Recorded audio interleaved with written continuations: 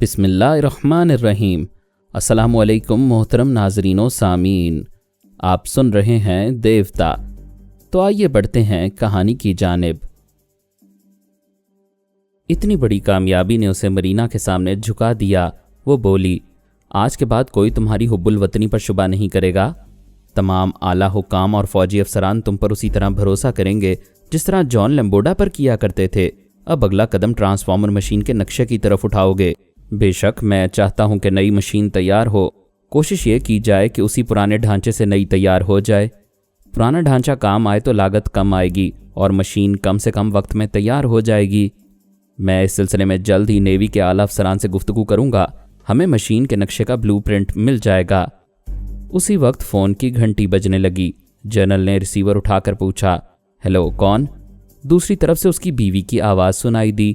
وہ کہہ رہی تھی کہ چھوٹے بیٹے کی طبیعت کچھ خراب ہو گئی تھی، اسے ملٹری ہاسپٹل میں داخل کیا ہے، لہٰذا وہ میٹنگ سے فارغ ہوتے ہی ہسپتال چلا آئے۔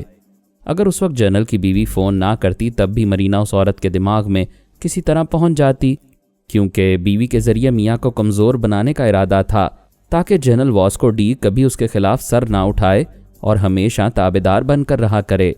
اسے دوسرے دن موقع مل گیا۔ اس نے تنویمی عمل کے اسی طریقہ کار پر عمل کیا جو ہم سب ہمیشہ سے کرتے آئے ہیں، یعنی اس نے جنرل کی بیوی کے ذریعے اسے اعصابی کمزوری کی دوا پلائی، اسے خیال خوانی کے ذریعے گہری نیند سلایا، پھر اس کے خوابیدہ دماغ پر عمل کر کے اسے اپنا معمول اور محکوم بنا لیا۔ اس کے ذہن میں یہ بات نقش کر دی کہ وہ جلد ہی نیوی کے اعلیٰ افسران سے مشین کے نقشے کا بلو پرنٹ حاصل کرے گا اور اس کے لیے وہ مایامی شہر جائے گا۔ دوسرے دن اس نے بھی پیرس چھوڑ دیا۔ وہ پیرس سے اس وقت روانہ ہوئی جب عبداللہ سو رہا تھا۔ جب وہ ہوٹل کے بیڈ پر بیدار ہوا تو مرینا اس کے پہلو میں نہیں تھی۔ تھوڑی دیر بعد اسے اپنے دماغ میں مرینا کی آواز سنائی دی۔ اس نے کہا، عبداللہ، میں ہوں مرینا، میں اپنا راستہ الگ کر چکی ہوں، اگرچہ تمہیں پسند کرتی ہوں لیکن تمہارا ساتھ میرے لیے مصیبتیں لائے گا۔ ایک سیاہ فام نیگرو کو دیکھتے ہی شبہ ہوگا کہ اس کے ساتھ گوری چمڑی والی مرینا ہی ہے۔ مرینا، میں نے تو بڑے سہانے خواب دیکھے تھے، تم نے ایک ہی ٹھوکر میں الگ کر کے آنکھیں کھول دیں۔ مانتا ہوں کہ میری کالی چمڑی تمہاری شناخت بن جائے گی، لیکن میں تمہاری خاطر پیشانی سے پاؤں کے انگوٹھے تک اپنی کالی کھال اتروا کر پلاسٹک سرجری کے ذریعے سفید فام بننے کو تیار ہوں۔ ایسا ممکن تو نہیں ہے، لیکن دیوانے ہو، شاید ایسا کر گزرو۔ میری مجبوری یہ ہے کہ میں ایک ملک، ایک شہر، ایک گھر اور ایک مرد کی آغوش میں ہمیشہ نہیں رہ سکتی۔ مجھے دشمنوں سے محفوظ رہنے کے لیے جگہ اور ساتھی بدلنے پڑتے ہیں۔ پلیز مرینا، اتنی سنگ دل نہ بنو، میں کوئی ایسا راستہ اختیار کروں گا کہ… وہ مزید کچھ سنے بغیر اس کے دماغ سے نکل آئی۔ جس کی ضرورت نہ رہی ہو اس کے ساتھ وقت ضائع نہیں کر سکتی تھی۔ اس نے نیو یارک پہنچ کر اپنے چہرے پر ہلکی سی تبدیلی کی۔ اس مقصد کے لیے اس نے جنرل واسکو ڈی کی نوجوان سالی روزی کو اپنی معمولہ بنایا تھا اور اسے حکم دیا تھا کہ وہ نیو یارک چلی آئے۔ روزی نے ایئرپورٹ پر اس سے ملاقات کی۔ دونوں جنرل واسکو ڈی کے ایک چھوٹے سے بنگلے میں آئیں۔ وہاں دونوں نے ایک دوسرے کا چہرہ اپنا لیا۔ روزی مرینا بن گئی اور مرینا نے روزی کا چہرہ اپنا لیا۔ اس کے تمام اہم کاغذات اپنی تحویل میں لیے، اپنا پاسپورٹ اور دیگر کاغذات اسے دے کر پیرس جانے والے طیارے میں بٹھا دیا۔ وہ اپنی شناخت بھول چکی تھی، مرینا بن کر وہاں سے چلی گئی۔ اس نے سوچ رکھا تھا کہ ہر 15ویں دن وہ روزی پر تنویمی عمل کیا کرے گی اور اسے مرینا بنا کر نگر نگر گھماتی رہے گی۔ وہ نیو یارک سے واشنگٹن آئی۔ جنرل واسکو ڈی اور اس کی بیوی کو اس پر شبہ نہیں ہوا۔ انہوں نے اسے روزی ہی سمجھا کیونکہ وہ دونوں اس کے زیر اثر تھے۔ جنرل کی بیوی یعنی روزی کی بہن گھر گرہستی اور بچوں میں مصروف رہتی تھی۔ جنرل نے اس سے کہا، میں ایک ضروری کام سے چند دنوں کے لیے میامی جا رہا ہوں، روزی میرے ساتھ جا رہی ہے تاکہ میری سیکرٹری کے فرائض انجام دیتی رہے۔ بیوی نے اعتراض نہیں کیا۔ وہ خوش ہو کر روزی کے ساتھ میامی کے ایک سرکاری بنگلے میں آیا۔ خوشی اس بات کی تھی کہ اسے نوجوان سالی کے ساتھ سیر و تفریح کے مواقع نصیب ہوتے رہیں گے۔ اسے معلوم نہیں تھا اور نہ ہی آئندہ معلوم ہو سکتا تھا کہ وہ اپنے دماغ پر حکمرانی کرنے والی مرینا کو ساتھ لے کر گھوم رہا تھا۔ مرینا کو خوش فہمی تھی کہ اپنا یا بیگانہ کوئی اسے روزی کے روپ میں نہیں پہچان سکے گا۔ پارس وہاں پہنچا ہوا تھا۔ وہ ٹرانسفارمر مشین کی تباہی کے متعلق ابھی کچھ نہیں جانتا تھا۔ یہ بات بھی اس کے علم میں نہیں تھی کہ مشین کے نقشے جلا دیے گئے ہیں اور اب ان کے بلو پرنٹس نیوی فوج کے پاس محفوظ ہیں۔ लेकिन वो ये ज़रूर जानता था कि बड़े ममालिक अपने अहम तरीन राज समंदर की तह में आबदोज़ के अंदर छुपा कर रखते हैं। इसलिए वो मायामी पहुंचा हुआ था। वहाँ नेवी की एक बड़ी बंदरगाह थी। बहरी फौज का ये अड्डा शहर से 30 मील के फासले पर था। उधर किसी आम आदमी को जाने की इजाज़त नहीं थी। बहरी फौज के सिपाही और अफसरान हफ्ते की रात और इतवार के दिन छुट्टी मनाने के लिए शहर आते थे, फिर जीप भर के अय्याशी करने के बाद बहरिया के हेडक्वार्टर में वापस चले जाते थे। हफ्ते की रात को सुबह तक शहर में बड़ी रौनक रहती थी। शराब खाने, कुमार खाने, थिएटर, क्लब वगैरह में हसीन औरतों का मेला लगा रहता था और ये मेला लूटने के लिए बड़े बड़े दौलतमंद और बहरी फौज के अफसरान आया करते थे। शहर में एक ऐसा मशहूर और महंगा होटल था जिसके एक फ्लोर पर खाने और दूसरे फ्लोर पर नाचने गाने का इंतजाम था। तीसरे फ्लोर पर शर्मनाक कैबरे रक्स पेश किया जाता था। चौथे फ्लोर पर कुमार खाना था। पांचवें फ्लोर पर अमरीकी हसीनाएं, छठे फ्लोर पर यूरोप और सातवें फ्लोर पर मशरकी ममालिक की हसीनाएं दस्तयाब होती थीं। एक रात में लाखों डॉलर्स लुटाने वाले ही इस इमारत में दाखिल हुआ करते थे। बारबरा ने वहां का माहौल देखकर पारस को नागवारी से घूरा, फिर कहा, तुम्हारे दिमाग में गलाजत भरी है, इसलिए ऐसी जगह आए हो। मुझे यहाँ लाने की क्या ज़रूरत थी? यहाँ शरीफ औरतें आने से परहेज करती हैं और तुम औरत नहीं हो, मर्द होने का दावा करती हो तो एतराज़ ना करो, मौज करो। मैं पूछती हूँ यहाँ क्यों आए हो, और मैं पूछता हूँ तुम मेरे साथ हज़ारों मील दूर क्यों आई हो? तुमने तबरेज़ी साहब से कहा था कि इदारे में रहकर अपनी सलाहियतों में इजाफा करोगी। पापा ने कहा था कि यहाँ तुम्हारे साथ किसी ख्याल ख्वानी करने वाले को होना चाहिए। उन्होंने ख्याल ख्वानी करने वाला कहा था, और तुम वाला हो ना वाली हो। साफ क्यों नहीं कहती कि मेरे बगैर नहीं रह सकती? ज़्यादा हवा में ना उड़ो। फजूल किस्म की लड़कियां तुम्हें लिफ्ट देकर तुम्हारा दिमाग 7वें आसमान पर पहुंचा देती हैं। मुझे ऐसी वैसी समझोगे तो आसमान से ज़मीन पर गिरा दूंगी। मेरे साथ गिरोगी तो मुझे कोई एतराज़ नहीं है। क्या फजूल बातें ही करोगे? ये नहीं बताओगे कि यहाँ आने का मकसद क्या है? बात यह है कि यह जगह बहुत महंगी है। यहाँ 2 तरह के अय्याश आते हैं, एक वो जो बहुत ज़्यादा दौलतमंद होते हैं और दूसरे अय्याश फौजी अफसरान।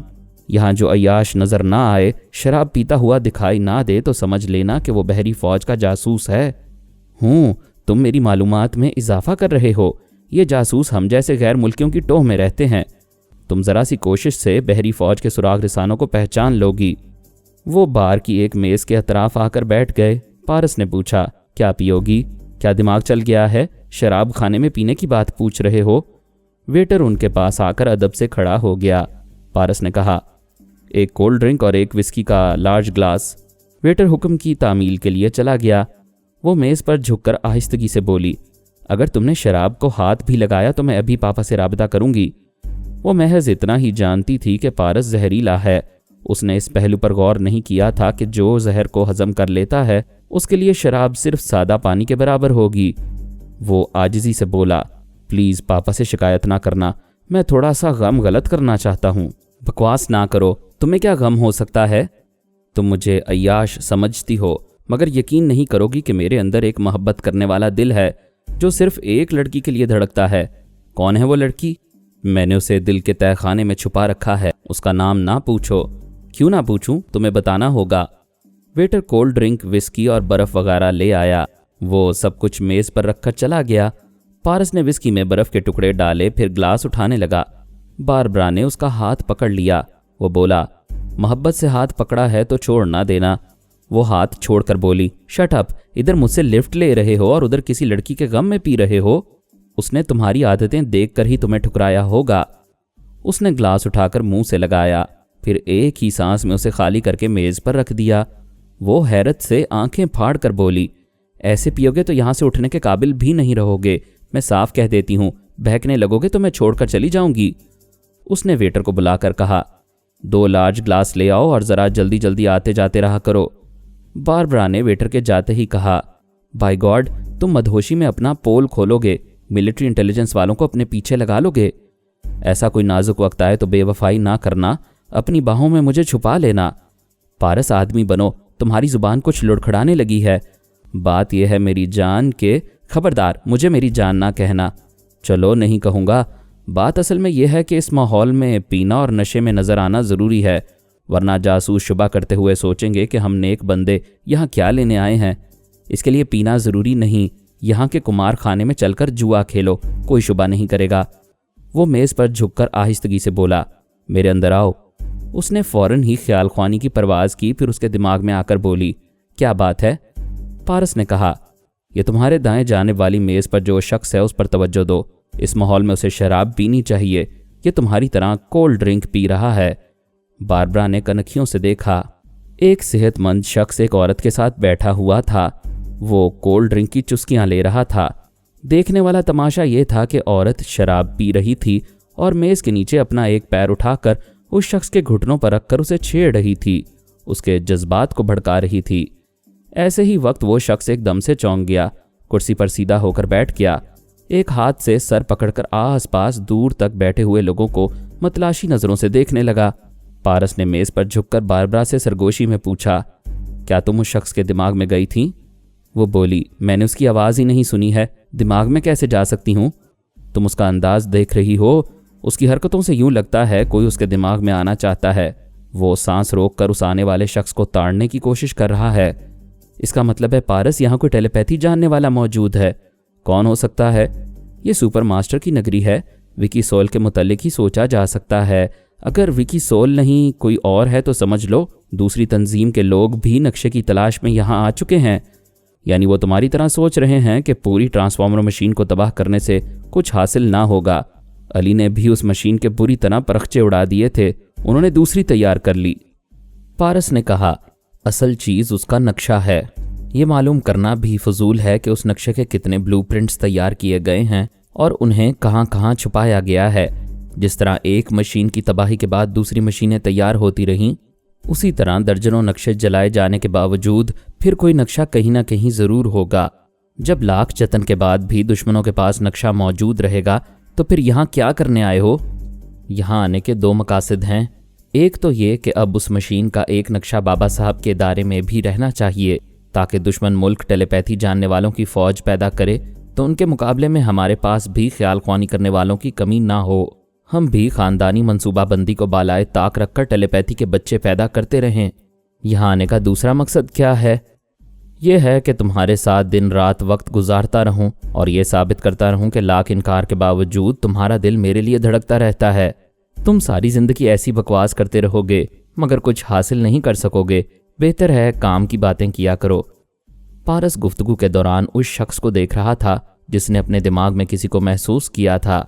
वो अपनी जगह से उठकर टहलने के अंदाज में इधर उधर जा रहा था और लोगों को टटोलती हुई नज़रों से देख रहा था। पारस ने कहा, हाँ तो हम नक्शे की बातें कर रहे थे।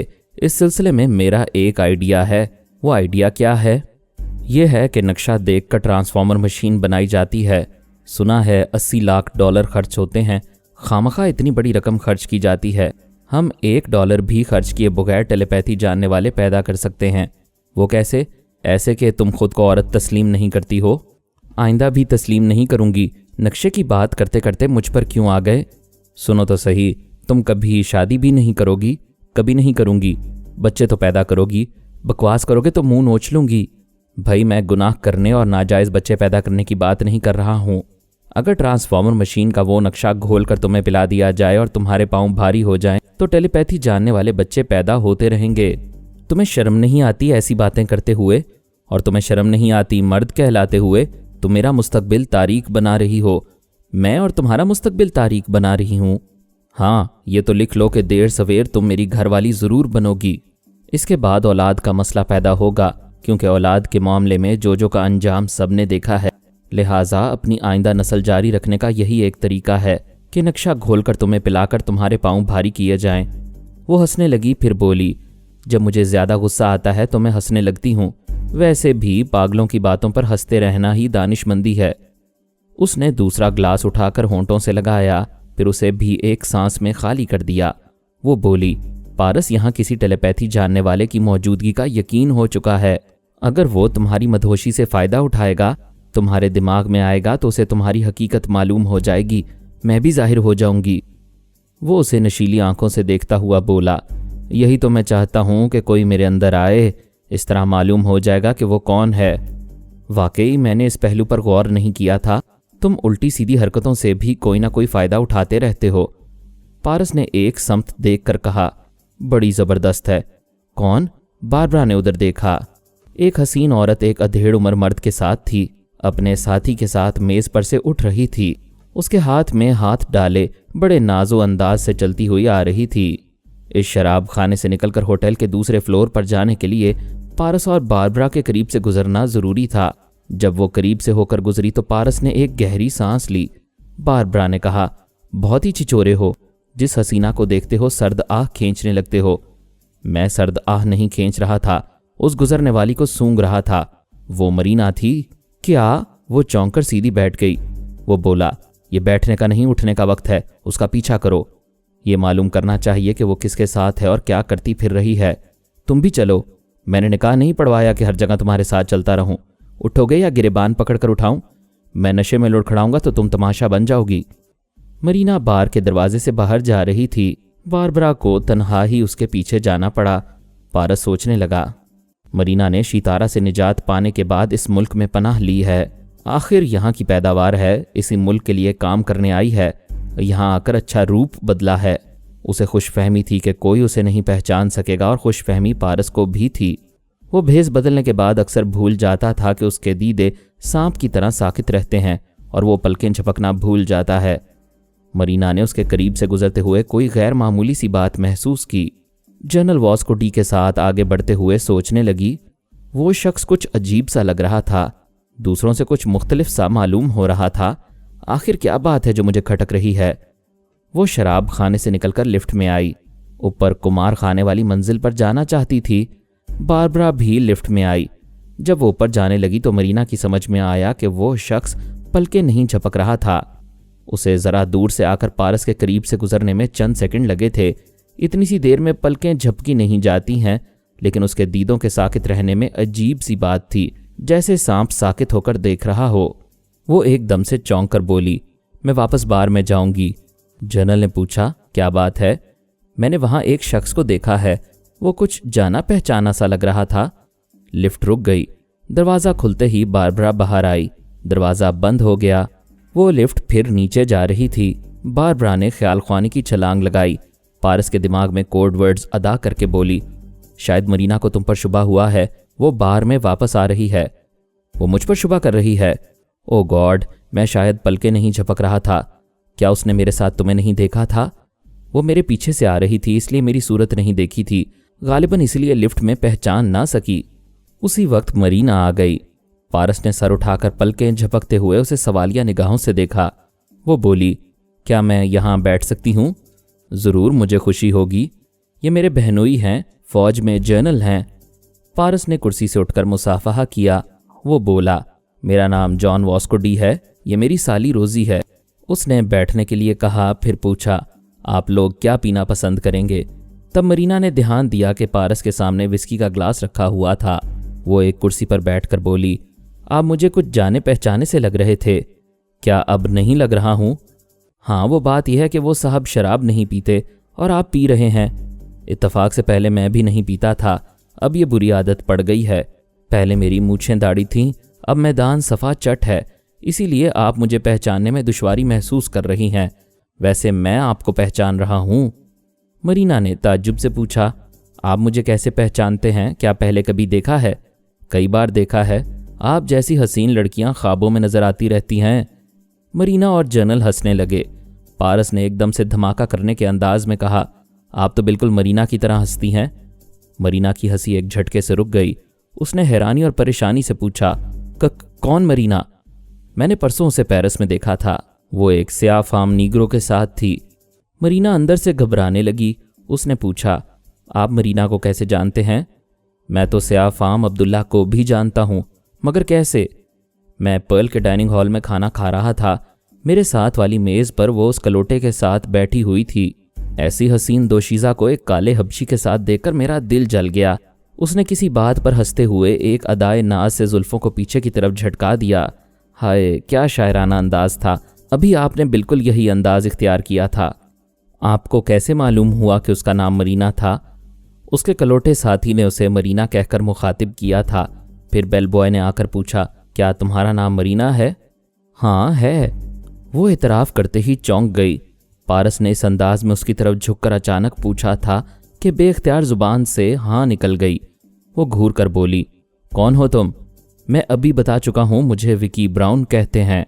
अजीब बात है, मैं होटल के बेल बॉय की बात कर रहा था, उसने मरीना से आकर उसका नाम पूछा था और तुम यहाँ एतराफ़ कर रही हो। क्या वाकई तुम्हारा नाम भी मरीना है? पारस ने सोच की लहरों को महसूस किया। जनाब अली असदुल्ला तब्रेज़ी ने एक बार रूहानी टेलीपैथी के ज़रिए पारस के दिमाग पर अमल किया था, जिसके नतीजे में कोई भी ख्याल ख्वानी करने वाला उसके चोर ख्यालात पढ़कर उसकी असलियत मालूम नहीं कर सकता था। मरीना को यही मालूम हुआ कि उसका नाम विकी ब्राउन है और वो अपनी एक कज़न के साथ पेरिस से यहाँ आया हुआ है। ख्याल ख्वानी के ज़रिए ये मालूम करने के बाद उसे यकीन करना पड़ा। जनरल वास्को डी ने मुस्कुराकर कहा, मिस्टर ब्राउन, तुमने कुछ ज़्यादा ही पी ली है। मेरी साली रोज़ी को मरीना कह रहे हो? पारस ने कहा, जनरल आपने तवज्जो नहीं दी, मिस मरीना खुद एतराफ़ कर चुकी हैं, मैंने कोई एतराफ़ नहीं किया है। वो जनरल से बोली, चलो जॉन, मैंने यहाँ आकर वक्त ज़ाया किया है। मिस मरीना, मैंने आपको पहचान लिया है, आप मुझसे कतरा रही हैं, ये अच्छी बात नहीं है।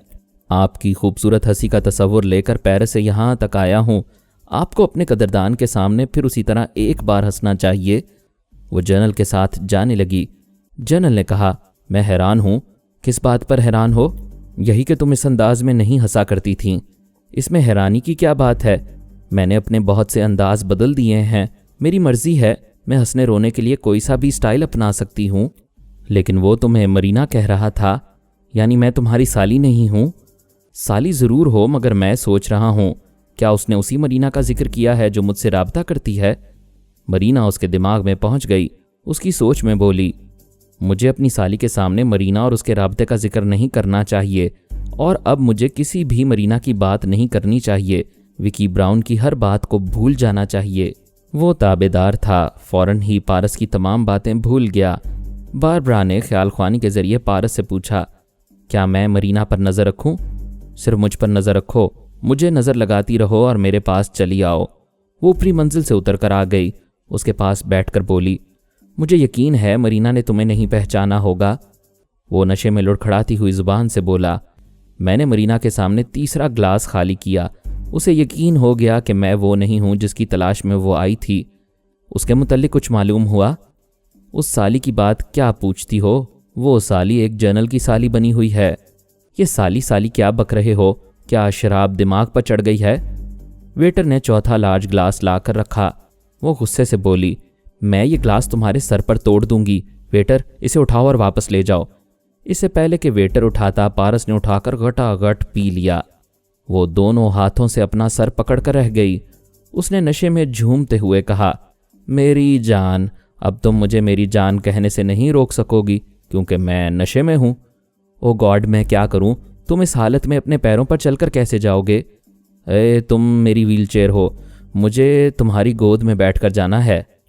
उसने परेशान होकर ख्याल ख्वानी की परवाज़ की, फिर मुझे मुखातिब किया, पापा, ये पारस मेरे लिए प्रॉब्लम बन गया है।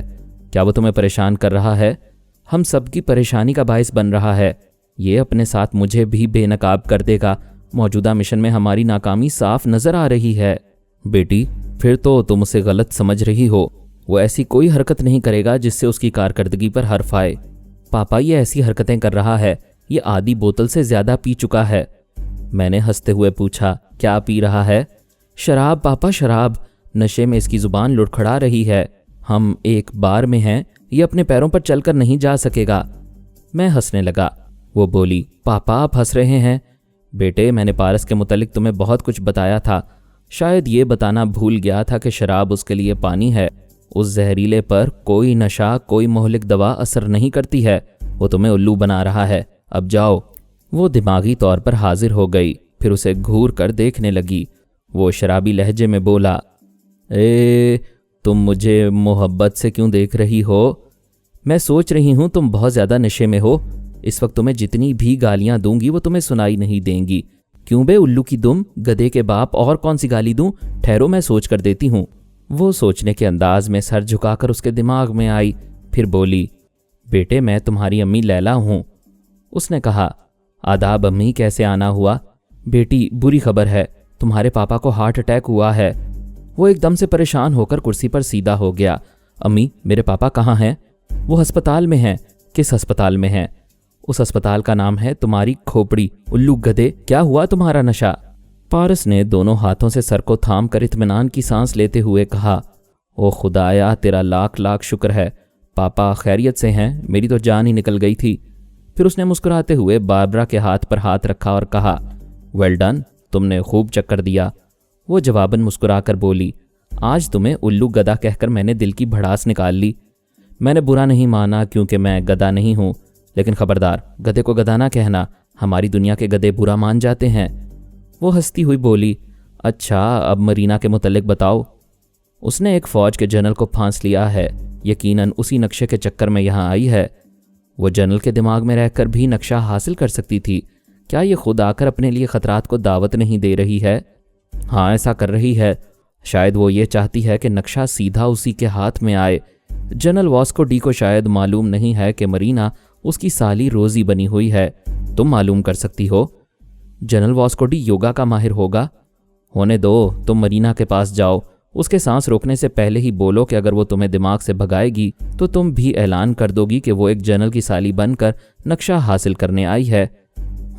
उसे इसी तरह ब्लैकमेल करके उसकी मसरूफियात पर नज़र रखी जा सकती है। मैं जा रही हूँ, मेरी वापसी तक खूब पियो और जियो। उसने ख्याल ख्वानी की परवाज़ की, फिर मरीना के दिमाग में पहुंची। वो सांस रोकना चाहती थी। बारबरा ने कहा, तुम खतरात में घिरी हुई हो, मेरी बात सुने बगैर सांस रोक लोगी तो मैं अभी सबके सामने यहाँ तुम्हें जाहिर कर दूंगी। मरीना ने परेशान होकर कहा, कौन हो तुम? दोस्त हूँ। अगर दुश्मन होती तो तुम्हें बेनकाब करके तमाशा देखती और मालूमात हासिल करती कि इस शहर में और इस क्लब में मज़ीद कितने ख्याल ख्वानी करने वाले तुम्हारी ताक में हैं। क्या तुम सितारा हो? तुम मुझे नहीं जानती हो, कोई मेरे नाम से और मेरी ज़ात से वाकिफ़ नहीं है। मैं टेलीपैथी जानने वालों की दुनिया में चंद ही रोज़ पहले पैदा हुई हूँ। मुझसे क्या चाहती हो? वही जो तुम जनरल वास्को डी से चाहती हो। तुम्हें कैसे पता चला कि मैं यहाँ जनरल की साली बनकर रहती हूँ? मेरे ज़राए बहुत वसी हैं। कहाँ की सुनोगी और मैं कहाँ तक सुनाऊँ? अलबत्ता इतना सुन लो कि मुझसे छुपने के लिए यह जनरल की साली का बहरूप उतार फेंकोगी तो मैं तुम्हारे आइंदा रूप में भी तुम्हें पहचान लूँगी। यकीन ना हो तो आजकल में भेस बदल कर देख लेना। माय गॉड, क्या तुम विकी ब्राउन की साथी हो? तुम्हें विकी ब्राउन क्यों याद आ रहा है? उसने मेरी हंसी के अंदाज से मुझे पहचान लिया था। तुम भी मेरे किसी अंदाज से मुझे पहचान लेती हो, इसलिए मुझे हर भेस में पहचान लेने का दावा। वो कहते कहते चौंक गई, फिर बोली, ओ गॉड, मुझे ये याद नहीं रहा था कि पारस मेरी बू से मुझे पहचान लेता है। तुम मुझे धोखा नहीं दे सकती। तुम पारस की साथी हो, बारबरा हो। उस नाग ने यहाँ मेरी बू पाली है। वो ज़रा चुप हुई। बारबरा ने कहा, हाँ सोचो और कुछ सोचो, तुम्हारी अक्ल क्या कहती है? ये कहती है कि मैं जनरल को ताबेदार बनाकर खुश हो रही थी। नक्शा हासिल करने की खुशी थी, इतने बड़े मुल्क पर हुकूमत करने की खुशी थी, और ऐसे में अकल से काम लेना भूल गई। विकी ब्राउन को शराब पीता देखकर यह भी नहीं याद आया कि पारस के लिए शराब पानी है। थोड़ी देर पहले मैंने उसकी साकित खुली हुई आंखें देखी थीं। उसकी बातों में उलझकर सब कुछ भूल गई। बारबरा ने कहा, दरअसल तुम्हें बहुत ज़्यादा खुशफहमी थी कि हम में से कोई मायामी शहर का रुख नहीं करेगा। तुम ये भूल गईं कि जब तक मौत नहीं आती तब तक शामत कहीं भी आ सकती है, और दोनों के आने का कोई वक्त और कोई जगह मुकर्रर नहीं है। आखिर तुम लोगों ने मुझे घेर ही लिया। हमें यह खुशफहमी नहीं है, हम किसी भी कामयाबी को आर्जी समझते हैं। तुम अपनी बात करो कि अब यह नक्शे वाला खेल कैसे खेलोगी? अब तो इस खेल में पारस को शामिल करना ही होगा। शाबाश, और जब तक कामयाबी हासिल नहीं होगी तो मुझे अपने दिमाग में आने दिया करोगी। नहीं बारबरा, ये ख्याल ख्वानी वाला राबता नामुनासिब है। जब हमारा मकसद और मंजिल एक है तो क्यों ना हम रूबरू मुलाकात करें और एक साथ रहकर काम करें। हम ऐसे नादान नहीं हैं कि अब तुम्हें नजर आएं। हम यहाँ से अभी जा रहे हैं, तुमसे दूर की दोस्ती रहेगी। वो दिमागी तौर पर हाजिर होकर पारस से बोली, यहाँ से फौरन चलो, वरना वो एक तरह से खुद जनरल बनी हुई है, हमारे खिलाफ बहुत कुछ कर सकती है। पारस ने बिल अदा किया। उसके साथ तेजी से चलता हुआ बोला, क्या बाजी हमारे हाथ से निकल गई है? नहीं, मरीना हमारे शिकंजे में है, खुद को जाहिर करना नहीं चाहती है। ये खौफ भी है कि तुम उसकी बू के जरिए उसे किसी भेस में भी पहचान लोगे। हमारी जीत इसी में है कि हम अभी उसके हाथ ना आएं। वही हार या जीत का वक्त था। मरीना ने भी यही सोचा कि पारस और बारबरा अभी यहाँ की चार दीवारी में हैं। اگر یہاں گرفت میں نہ آئے تو پھر پارس اسے کسی بھیس میں چھپ کر رہنے نہیں دے گا۔ اس کی بو پانے والی ناک ہمیشہ کے لیے بند کر دی جائے۔ اس نے جنرل کے دماغ میں پہنچ کر کہا، میں مرینا بول رہی ہوں، فوراً اس عمارت کے وہ تمام دروازے بند کرا دو جو باہر جانے کے لیے کھلتے ہیں۔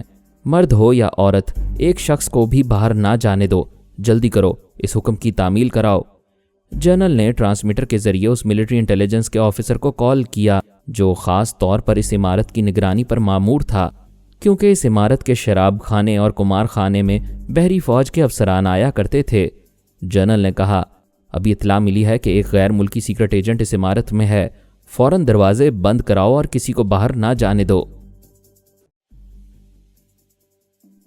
ڈاکٹر محمد انیب سلیمی کے ساتھ مزید اقساط سننے کے لیے ہمارے چینل کا سبسکرائبر بنیں اور ساتھ ہی بیل آئیکن کو کلک کریں تاکہ آپ کو ہر آنے والی نئی ویڈیو کے متعلق نوٹیفیکیشنز ملتی رہیں۔ ہماری ویڈیوز کو لائک اور شیئر کریں اور ہمیں اپنی دعاؤں میں یاد رکھیے گا۔ ISI اور پاک آرمی زندہ باد، پاکستان پائندہ باد۔ ہم پھر ملیں گے انشاءاللہ ایک نئی قسط کے ساتھ، تب تک کے لیے اللہ حافظ۔